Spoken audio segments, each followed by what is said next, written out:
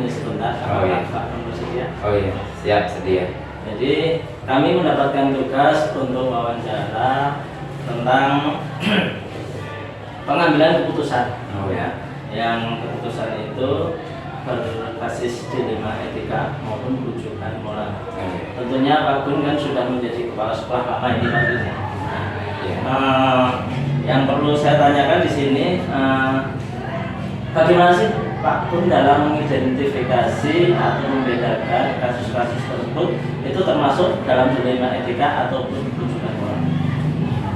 Terus sebelumnya terima kasih Pak Triyono selaku CDP Tulang Bawang tingkatan ke-7 ya. Iya, ke-7. Jadi kita harus memahami dulu apa itu pengertian dari dilema etika, bahwa dilema etika itu adalah benar lawan benar, ya, benar lawan benar yang berlawanan dengan hati nurani kita, gitu ya. Jadi tadi pertanyaan Pak Tri yang berkaitan dengan bagaimana kita mengidentifikasi kasus dilema etika. Yang pertama kita harus bisa, yang pertama adalah mengetahui, mengidentifikasi kasus tersebut. Ya, tidak semua kasus di sekolahan itu teridentifikasi berkaitan dengan dilema etika. Ya, yang pertama untuk mengetahui kasus tersebut, kita yang pertama itu utamanya adalah mengidentifikasi.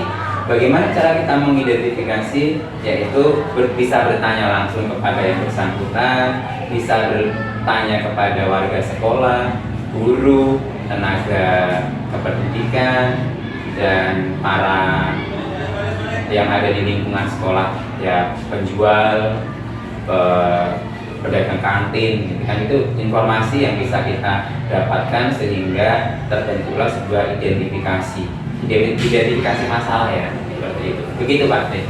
Baik, Pak Gun. Jadi dari penjelasan Pak Gun tadi, tentunya ada pengambilan keputusan, ya, Yeah. untuk pengambilan keputusan. Terutama untuk kasus-kasus di mana kedua, misalkan ada dua dilema, Yeah. dan dia memiliki sama-sama benar, ya. Mana ini sama-sama benar dan sama-sama mengandung nilai kebijakan. Nah, bagaimana Pak caranya dalam mengambil keputusan jika ada kasus yang memang benar-benar sama-sama benar dan sama-sama memiliki nilai kebijakan tersebut? Iya. Kembali lagi bahwa yang namanya dilema etika itu adalah benar lawan benar. Tapi benarnya di situ berlawanan secara moral, ya. Jadi ketika ada sebuah permasalahan yang berkaitan dengan dilema etika, kita akan mengidentifikasinya masalah itu, bagaimana kita menghadapinya, yaitu kita bisa melihat secara moral, ya, kepentingan moralnya dulu yang dikedepankan, gitu ya. Jadi kita bisa mengambil keputusannya supaya tidak bertentangan dengan hati nurani kita.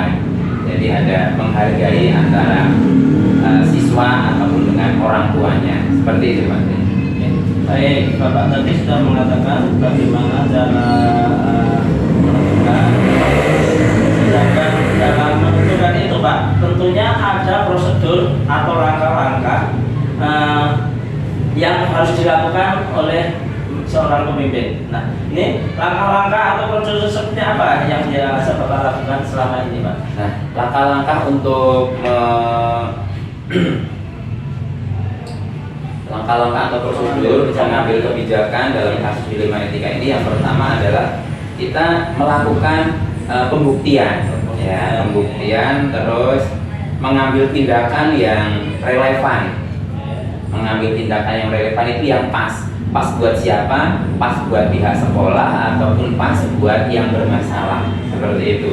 Itu adalah cara pengambilan kebijakan. Jadi antara dua belah pihak, antara pihak sekolah dengan pihak yang bermasalah atau siswa tadi, tidak ada yang dirugikan. Relevan itu seperti itu artinya.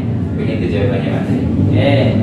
Baik Bapak, tadi Bapak sudah mengatakan bahwa langkah-langkah itu kita harus mengambil tindakan yang relevan, yang bisa saya garis bawahi Pak, ya. Iya. Artinya tindakan yang relevan itu sesuai dengan konteksnya.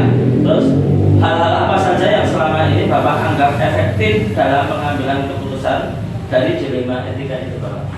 Nah, ketika menghadapi dilema etika, hal yang perlu kita kedepankan atau hal yang paling efektif untuk menyelesaikannya adalah yaitu melihat perilaku si anak tadi, ya, perilaku si anak tadi untuk membuat keputusan. Nah, ketika perilakunya itu masih bisa diperbaiki, ketika perilakunya itu masih positif di lingkungan sekolah, hal itu yang paling penting ketika kita menghadapi kasus dilema etika seperti itu. Baik Bapak, jadi di sini tadi Bapak sudah sampaikan bahwa hal yang efektif itu adalah melihat dari perilaku dari anak itu dulu Bapak. Iya. Nah, oleh karena itu apa saja yang selama ini merupakan tantangan atau pengambilan keputusan pada kasus dilema etika? Nah, tantangannya adalah seperti kita ketahui adalah rasa keadilan tantangannya. Rasa keadilan. Ya. Ketika kita menghadapi anak yang harusnya layak tidak naik atau kita harus menaikkan, pasti ada pihak-pihak yang merasa dia kurang mendapatkan keadilan ya, di hadapannya. Jadi itu tantangannya, rasa ketidakadilan, entah itu bagi si anak ataupun entah itu bagi seorang pendidik atau gurunya. Jadi dalam hatinya pasti kalau sampai ada salah satu yang dikalahkan atau dimenangkan, pasti ada rasa ketidakadilan di sana. Oke. Baik Bapak, tadi juga Bapak sudah jelaskan dalam pengambilan keputusan atau kasus dilema ini harus tentunya ada tantangan, yaitu rasa keadilan dari salah satu pihak gitu Pak ya. Yeah. Ada salah satu pihak yang merasa tidak adil maupun yang diuntungkan pasti akan merasa adil kan gitu ya. Pak ya. Nah, terus ini apakah Bapak memiliki sebuah jadwal dalam melakukan tindak lanjut dalam pengambilan keputusan ini Bapak? Ya. Jadi yang namanya kasus dilema etika ini kan kasus yang bersifat mendadak gitu ya, sesuatu yang mendadak. Jadi dalam menangani kasus hal seperti ini saya tidak punya jadwal. Jadi ketika punya masalah, lazimnya ketika kita ada masalah jangan pergi, tapi ketika ada masalah langsung diselesaikan saat itu juga. Jadi diselesaikan secara langsung, sehingga ketika guru mendapat masalah ke depannya mengajar atau menjalankan tugasnya mereka sudah tenang lagi. Seperti itu Pak. Oke, terima kasih. Jadi baik Bapak, tadi bahwa dalam penyelesaian masalah ini Bapak tadi katakan bahwa itu sifatnya spontan Bapak ya. Yeah. Artinya tidak perlu jadwal dan tidak perlu menunda waktu ataupun menunda penyelesaian. Yeah. Sehingga nanti tidak ada diskomunikasi antara yang lain Pak ya. Nah, oleh karena itu Bapak selama ini dalam pengambilan keputusan tersebut, apakah ada rekan-rekan yang membantu ataupun faktor-faktor lain yang mempermudah Bapak dalam pengambilan keputusan ini? Nah, dari identifikasi tadi kita bisa memilah, kita bisa memilih, dan kita bisa menelusuri dari analisa. Jadi setiap kasus dilema etika itu pasti ada faktor yang mempengaruhi dan faktor yang tidak mempengaruhi. Nah, untuk memperlancar mencari solusi, itu yang pertama dari pihak orang tua, ya, pihak orang tua. Ketika kita ketemu dengan kasus dilema etika, kita harus melibatkan orang tua. Yang kedua masyarakat, yang ketiga adalah guru.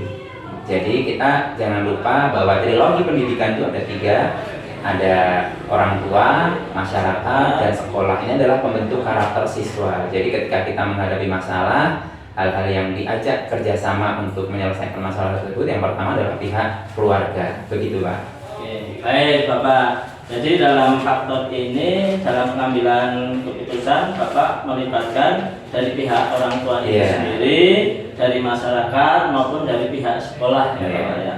Nah, tentunya Bapak ini akan saya perpanjang dari pihak sekolah sendiri Bapak, karena ini apakah ada yang membantu dari pihak-pihak sekolah ini atau rekan-rekan di sekolah ini? Ya, jadi di sekolah itu ada guru BK, bimbingan konseling, yang mana BK ini pasti selain sebagai tempat konsultasi, juga sebagai tempat untuk membantu menyelesaikan masalah-masalah yang ada di lingkungan sekolah yang berkaitan dengan siswa. Jadi guru yang paling paham dan mengerti tentang permasalahan siswa itu adalah guru BK. Makanya guru BK itu harus punya pendekatan yang responsibility terhadap siswa, sehingga ketika ada masalah guru BK tersebut sigap, tanggap dan tepat dalam membuat sebuah keputusan dari setiap masalah yang dihadapi di sekolah. Begitu. Baik Bapak, jadi dalam hal ini Bapak selalu melibatkan guru BK Bapak ya. Jadi apapun yang terjadi dalam mengambil keputusan itu Bapak di pihak sekolah sendiri melibatkan guru BK.